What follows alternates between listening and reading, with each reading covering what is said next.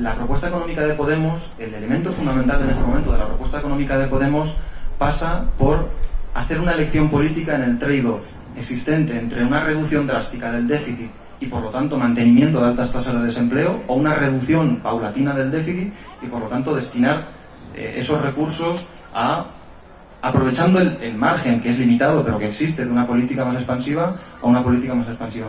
Por lo tanto, yo creo que lo que planteamos no es algo para que la gente tenga que tener miedo. Y cuando hablamos de reestructuraciones, las reestructuraciones, insisto, pensamos que se tienen que centrar fundamentalmente en el sector privado de la economía. En este momento Podemos no está planteando la necesidad de una reestructuración unilateral de la deuda al día siguiente de llegar al gobierno. Otra cosa es que a mí me sorprende del Fondo Monetario Internacional que, escuchándonos a nosotros, no tengan nada que decir en una reunión y al día siguiente se presenten con el mismo tipo de recetas que vienen planteando desde hace 20 años y para las cuales yo no sé si es necesario venir una semana a España, reunirse con todos los actores y que ya sabíamos lo que van a decir. En el debate más mediático, ¿no? En el debate académico hay muchísimo escrito sobre el tema y sobre la necesidad de que la recuperación tenga también o tome también forma en el terreno salarial. Entiendo la reacción inmediata. Bueno, pero ¿y la competitividad qué? Bueno, pero yo creo que aquí se abre el necesario debate sobre los determinantes, sobre los factores no precio de la competitividad, que creo que además es el debate que interesa en Europa y que tiene sentido abordar, ¿no? Si un trabajador en el sector de la automoción alemán puede cobrar el doble que en el sector de la automoción española, es lógicamente porque estamos hablando de gamas, de calidades y de productividades distintas, y por lo tanto yo creo que aquí si pretendemos que la competitividad se reduzca a la variable precio, nos queda mucho, ¿no? En este momento y después de que en el periodo, en la década previa a la crisis se firmasen más de 7 millones de hipotecas, buena parte de ellas por hogares mileuristas en este país, seguimos teniendo millones de hogares en donde ya no existe una proporción, ya no existe una proporcionalidad entre el valor de los activos que actúan como colaterales de las hipotecas firmadas y el propio valor nominal de dichas hipotecas, el valor facial, ¿no? Y por lo tanto una reducción en el valor facial de las hipotecas que lo acerque al valor actual que tienen los colaterales en el mercado, creo que puede ser una medida útil. Y el segundo elemento tiene que ver con que seguramente una medida de este tipo no puede afectar a millones de personas, ¿no?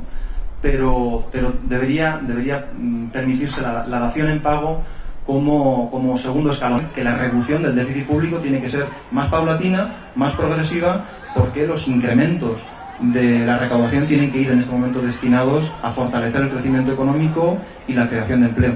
Atendiendo esa prioridad y manteniendo ese pilar como pilar fundamental, creo que las propuestas de reestructuración de la deuda tienen que ir encaminadas fundamentalmente al sector privado. ¿Sí? Cuando hablamos de reestructuración de la deuda pública, creo que hay dos elementos. Uno que tiene que ver con que necesariamente tiene que ser mutualizada y tiene que ser realizada en el ámbito del conjunto de la eurozona.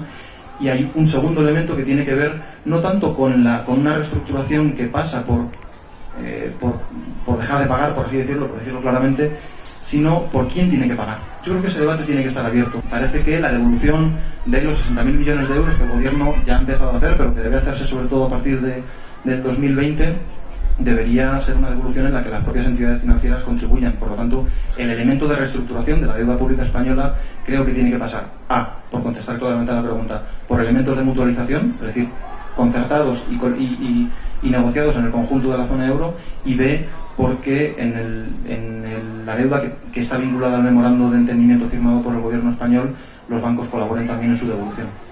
Nuestro país no habría tenido desde luego un problema con las pensiones en este momento si no hubiera sido por la tremenda crisis de empleo que hemos vivido, que ha descapitalizado la caja de la seguridad social. Y por lo tanto pensamos que en un contexto en donde sea posible la recuperación del empleo y la recuperación económica, debería ser posible restablecer la edad de jubilación a los 65 años. Sí, ahorrarnos de ricos, obvio, todo el mundo ahorra, todas las familias ahorran. ¿Qué norma en mármol de alguna forma exige que las pensiones tengan que ser garantizadas exclusivamente con cargo a las contribuciones patronales y sociales? ¿Por qué no otros modelos como la financiación o una financiación parcial con cargo al